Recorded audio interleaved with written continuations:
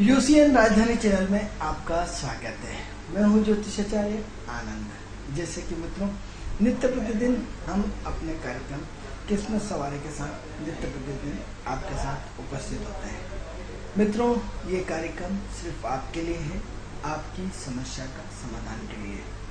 मित्रों, अगर आप चाहते हैं कि आपकी समस्या का समाधान हो, अगर आप चाहते हैं कि आप हमारे कार्यक्रम से जुड़ें, अगर आप चाहते हैं कि आपके भविष्य में कौन सी घटना कब घटित होने वाली है, आपकी गाड़ी कब आएगी, आपका वाहन, आपकी मकान कब बनेगा, आपकी विदेश यात्रा कब होगी, आपसे जुड़े हुए बहुत सारे प्रश्न आपके संतान संबंधी हो सकते हैं, आपके भविष्य संबंधी हो सकते हैं।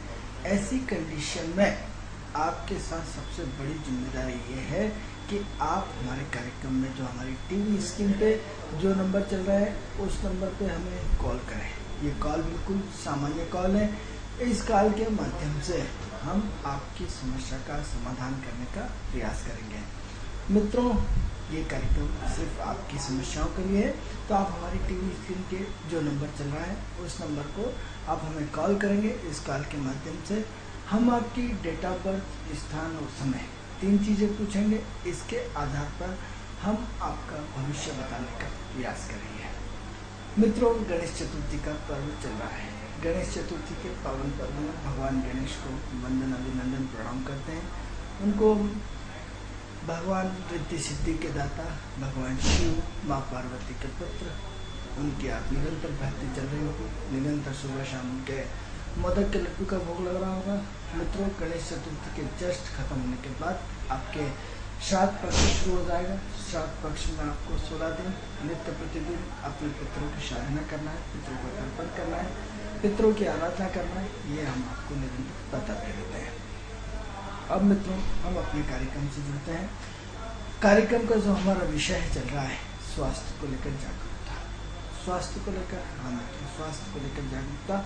हम अपने स्वास्थ्य के संबंध में यदि परिवर्तन लाना चाहते हैं तो जीवन की छोटी छोटी चीज़ों को यदि हम सुधार लेते हैं, यदि जीवन को छोटी छोटी चीज़ों पे हम अपना कंट्रोल कर लेते हैं, यदि जीवन की छोटी छोटी चीज़ों पे हम अपना दृष्टिकोण बदल देते हैं मित्रों, तो पूरा का पूरा जीवन चेंज हो जाता है।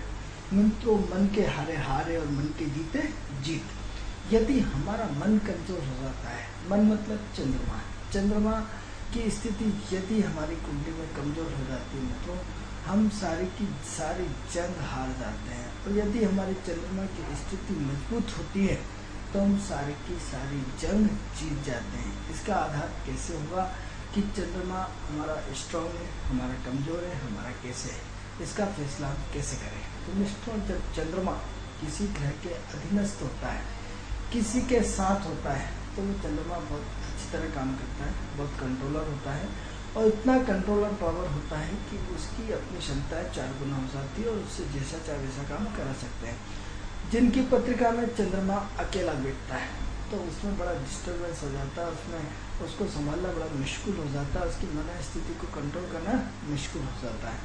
आप अपनी अपनी पत्रिका उठा करके देखें कि आपका चंद्रमा अकेला है या किसी के साथ में।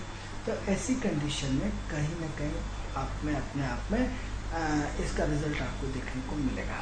मित्रों, हमारा जो विषय है वो हमारे कार्यक्रम का उद्देश्य आपको जागरूक करना है, आपकी जागरूकता को बिल्कुल व्यवस्थित करना है। मतलब जागरूकता को व्यवस्थित इन द सेंस आपके जीवन में परिवर्तन, आपकी सोच में परिवर्तन, आपके काम करने में परिवर्तन, आपके जीवन में परिवर्तन। यदि हम छोटी छोटी चीज़ों का अपने जीवन में अनुसरण कर लें तो आपको ये देखेंगे कि सारी की सारी चीज़ों में परिवर्तन होता चला जाएगा। मित्रों, जिस प्रकृति से जुड़ने की हम बात करते हैं, यदि जिन लोगों ने कल हमारे देश के प्रधानमंत्री नरेंद्र मोदी जी का भाषण सुना तो वो भी केवल प्रकृति से जुड़ा हुआ था, सिद्धांत से जुड़ा हुआ था। जिस सिद्धांत की हमने आपको बात करते थे कि मित्रों, आज हम क्या कह रहे हैं, बीज बो रहे हैं, ये बीज बड़ा होगा और बड़े होकर के बड़ा परिवर्तन करेगा।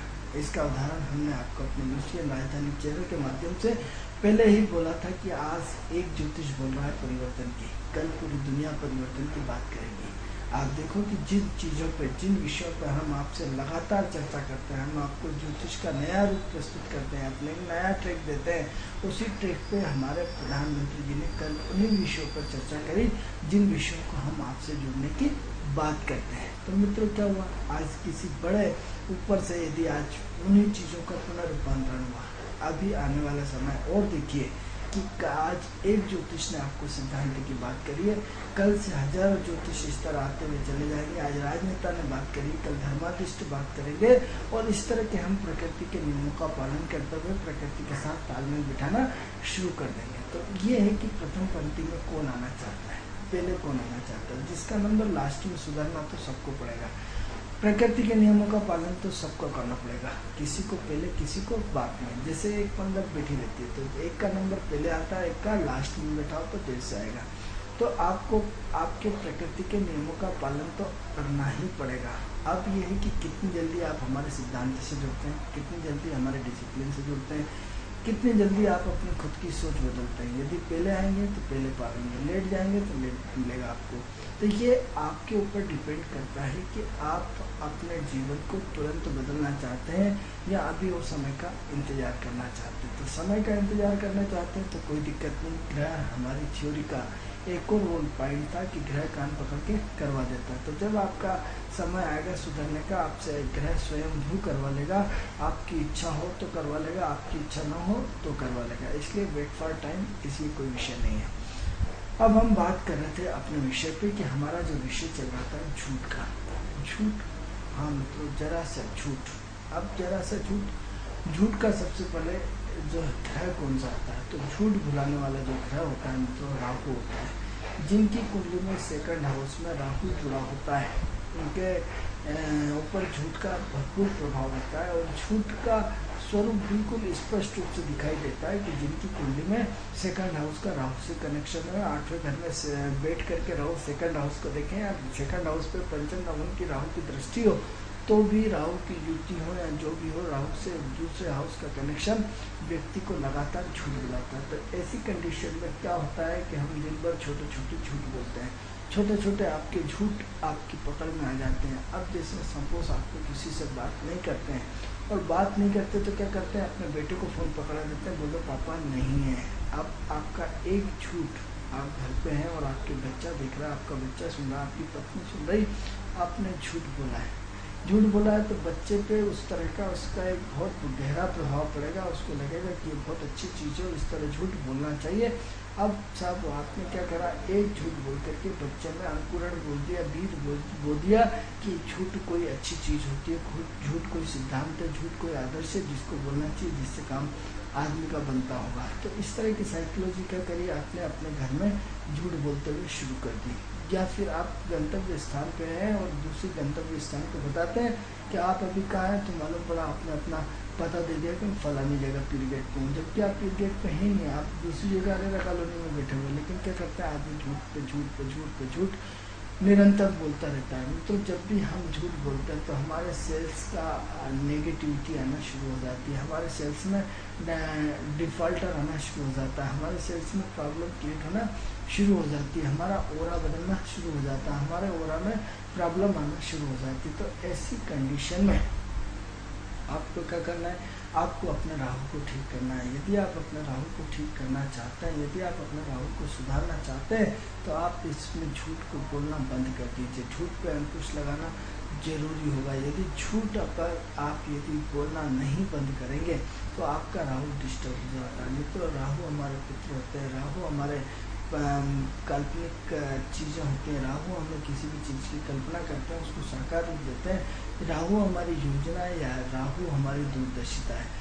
मित्रों, कई लोग आज जैसे देखते हैं कि अरे साहब ये प्लाट हमने खूब बनाया था और यदि आज ले लेते तो हम करोड़पति अरबपति हो जाते। अरे साहब हमारे पिताजी ने बोला था नौकरी कर लो, यदि आज नौकरी कर लेते तो अरबपति बन जाते। मित्रों, क्या है ये राहु का खेल है। राहु क्या करता है, आपकी दूरदर्शिता देता है। दूरदर्शिता, हाँ मित्रों, दूरदर्शिता यानी कल भविष्य के प्रति दूरदर्शी होना है। दूरदर्शी होना जिन लोगों ने कंप्यूटर टाइम से सीख लिया, आज वो कंप्यूटर से लाखों रुपए कमा रहे हैं और अपना परिवार चला रहे हैं। क्या हुआ, दूरदर्शिता आई। जिन लोगों ने मोबाइल ठीक करना सीख लिया, आज वो मोबाइल के माध्यम से हजारों रुपये कमा रहे हैं। क्या करा, दूरदर्शिता। यानी क्या हुआ, उस समय टेक्नोलॉजी, वो भाप गए कि आने वाले समय में टेक्नोलॉजी का एक बहुत बड़ा उपयोग होगा और उपयोग होकर के मोबाइल और कंप्यूटर का बहुत सारा काम निकलेगा। उन्होंने अपनी दूरदर्शिता दिखाई तो आज वो बहुत चंगे हैं, आज बहुत मस्त हैं, आज अपने ऐशो आराम के साथ ज़िंदगी जी रहे। तो ऐसी कंडीशन में आपको क्या करना है, ऐसी कंडीशन में आपको अपना एटीट्यूड बदलना है, आपको अपनी सोच बदलना है, आपको अपनी कार्यशैली को बदलना है, आपको अपने काम के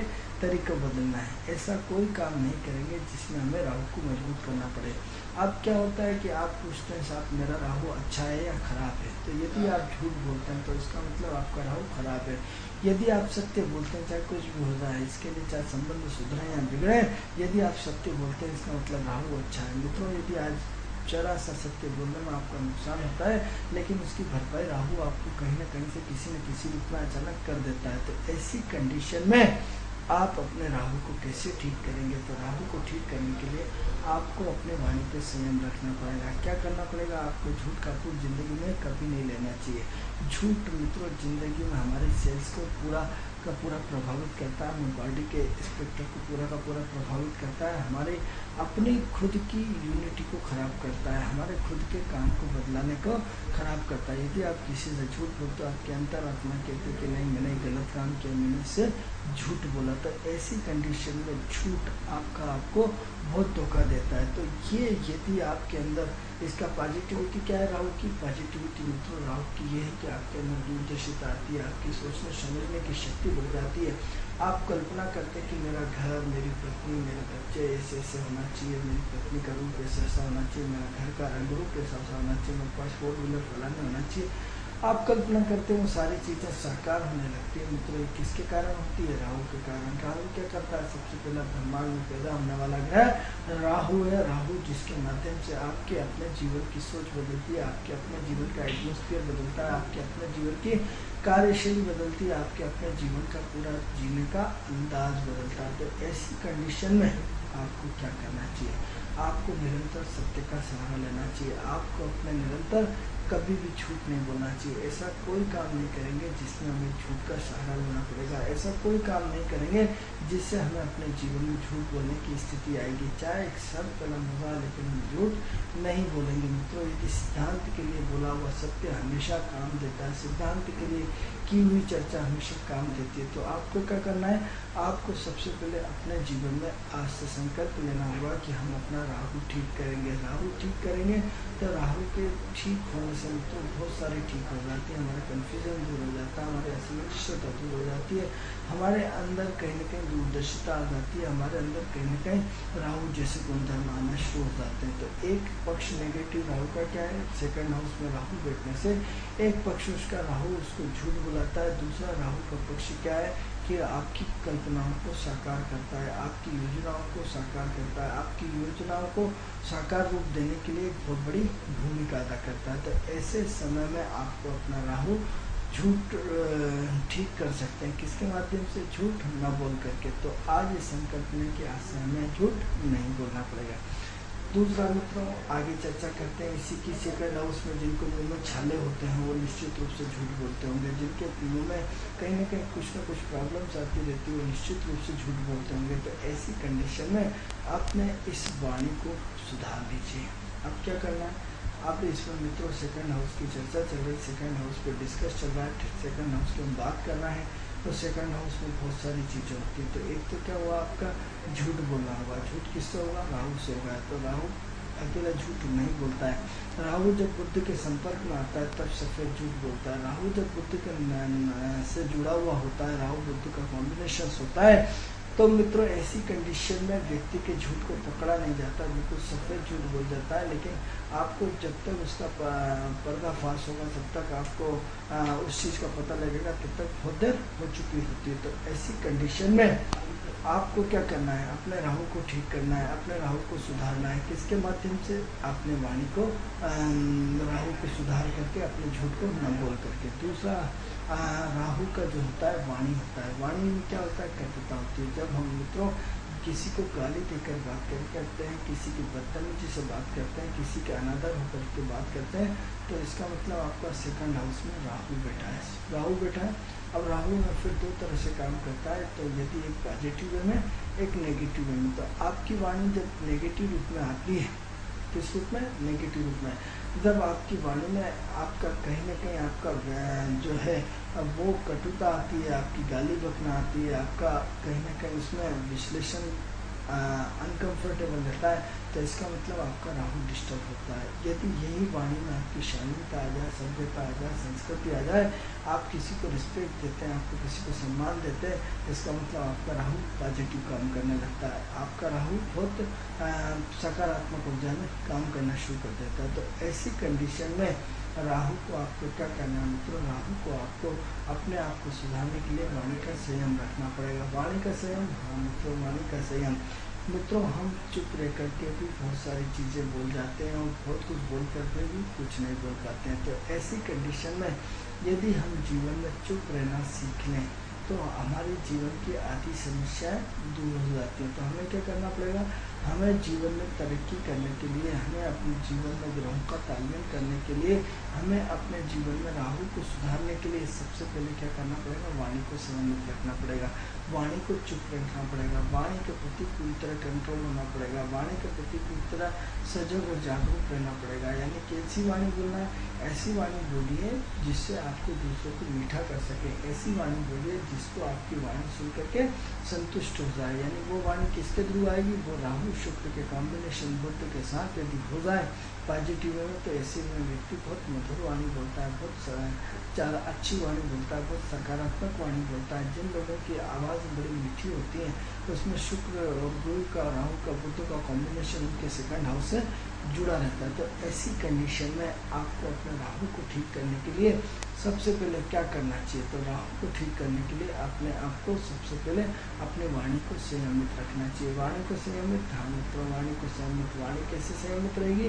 वाणी को संयमित करने के लिए आपको अपने जीवन पर कंट्रोल रखना होगा, आपको अपने जीवन पर पूरा अंकुश लगाना होगा, आपको कम शब्दों में अधिक बात करना पड़ेगी। यानी क्या करें?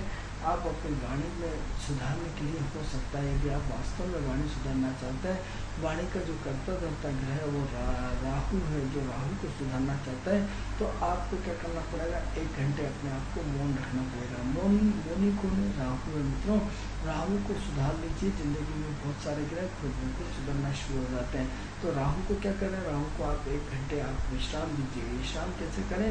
कि जैसे आप नहा धो लिए और 1 घंटा आप किसी से बात नहीं करेंगे, 1 घंटे तक आप अपने आप को पूरी तरह कंट्रोल में रखेंगे, 1 घंटे तक आप अपने आप को पूरी तरह इस तरह रखेंगे कि आप कुछ भी नहीं बोलना है, सिर्फ लीड और कापी लेके बैठना है। यदि कोई अर्जेंट हो जाए तो जवाब देना है, नहीं तो स्विच ऑफ मोबाइल का करना है। और 1 घंटे का आपका 1 घंटे का मौन रहना आपको शक्तिशाली बना देता है। 1 घंटे का मौन रहना आपको समर्थवान बना देता है। 1 घंटे का मौन रहना आपकी दूरदर्शिता को सिद्ध कर देता है। 1 घंटे का मौन रहना आपकी वाणी में चार चांद लगा देता है। 1 घंटे का मौन रहना मित्रों आपके जीवन में ऐसा परिवर्तन ला देता है जिसकी की कल्पना भी नहीं कर सकते। तो ऐसी कंडीशन में आपको क्या करना पड़ेगा? आपको अपनी वाणी पे पूरा का पूरा कंट्रोल होना चाहिए। किसके माध्यम से? राहु के माध्यम से। मित्रों, कॉम्बिनेशन बहुत खतरनाक होते हैं। जो लोग वाणी जिसका नहीं बोल पाते हैं, जिनको तुतलाहट होती है, उनका बुद्ध डिस्टर्ब होता है। तो ऐसे में क्या करना चाहिए? उनको लगातार जो हिजड़े रहते हैं उनकी सेवा करना चाहिए। जिनकी वाणी दोष होता है, जिनको वाणी में प्रॉब्लम होती है, जिनको वाणी में दिक्कत आती है, जो अटक अटक के बोलते हैं, जो वाणी में जिनका अपना प्रेजेंटेशन अच्छे ढंग से नहीं कर पाते हैं, या जो वाणी के माध्यम से भाषण देने में घबराते हैं या वाणी के माध्यम से कुछ बोलने में घबराते हैं,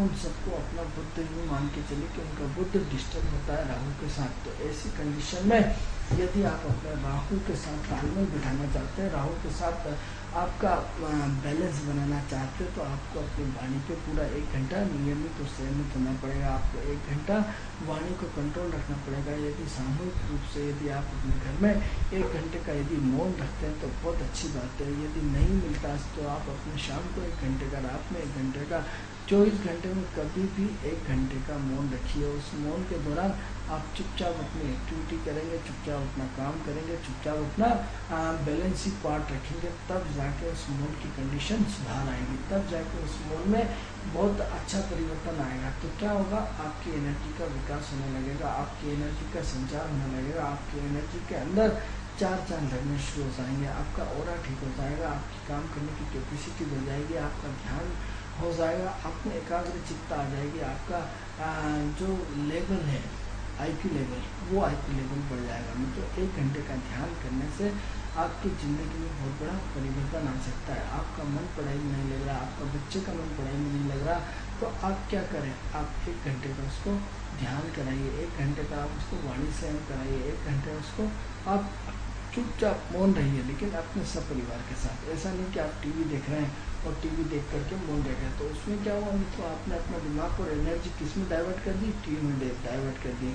आपको जब मौन रखना है, जब आप कोई भी काम न करें, सिर्फ चुपचाप अपनी कुर्सी पर बैठे और मौन की शक्ति को पहचाने, मौन की सामर्थ्यता को पहचाने, मौन की ताकत को पहचाने, मौन रह कर के हम कितनी एनर्जी पैदा करते हैं, मौन रह कर के हम कितने एनर्जेटिक हो जाते हैं। ये सारी की सारी कंडीशन है, आपको देखना है, आपको देख करके उसको प्रैक्टिकल लेना है, प्रैक्टिकल दे करके उसके अपने अपने जीवन में उसका रूप देखना है। तो क्या है कि एक घंटे की वाणी संयम आपकी लाइफ का पूरा चाल चेंज कर सकती है। 1 घंटे का वाणी संयम आपकी ज़िंदगी में वो इतना बड़ा परिवर्तन ला सकती है जिसकी कि हम कल्पना भी नहीं कर सकते।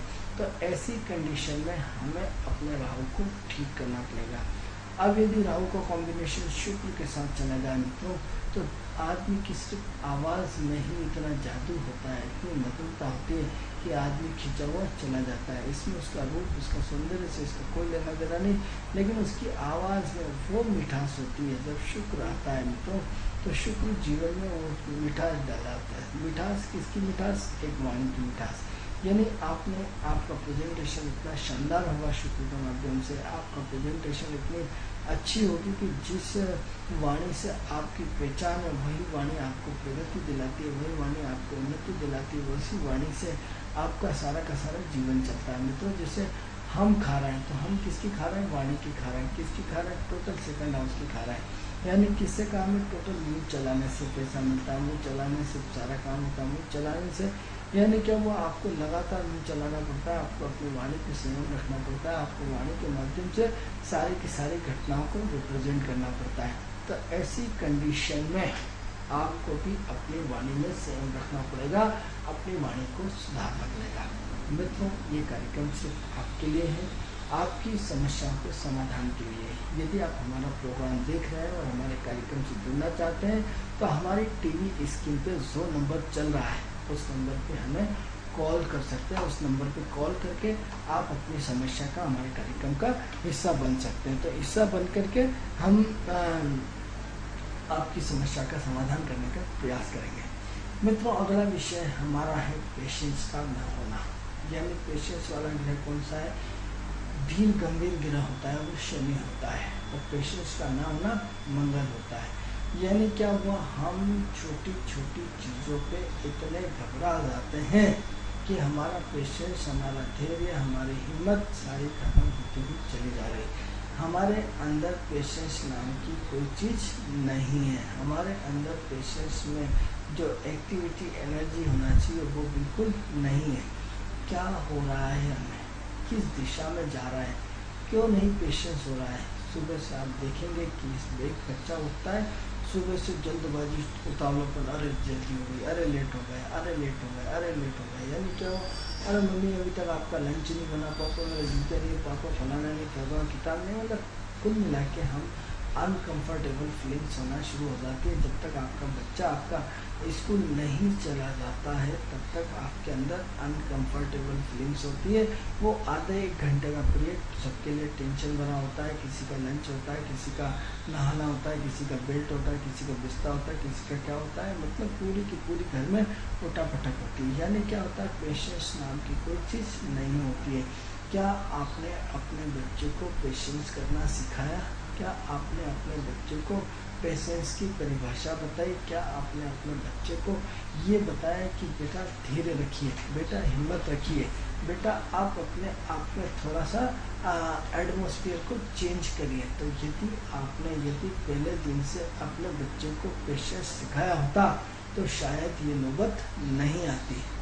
मित्रों, हमारे कार्यक्रम का समय पूर्ण हुआ। हम चूँकि नित्य प्रतिदिन हम आपसे रोज उपस्थित होते हैं, आज कार्यक्रम के लिए फिलहाल इतना ही। कल इस विषय पर हम पुनः चर्चा करेंगे। तब तक के लिए हमें आज्ञा दीजिए। नमस्कार।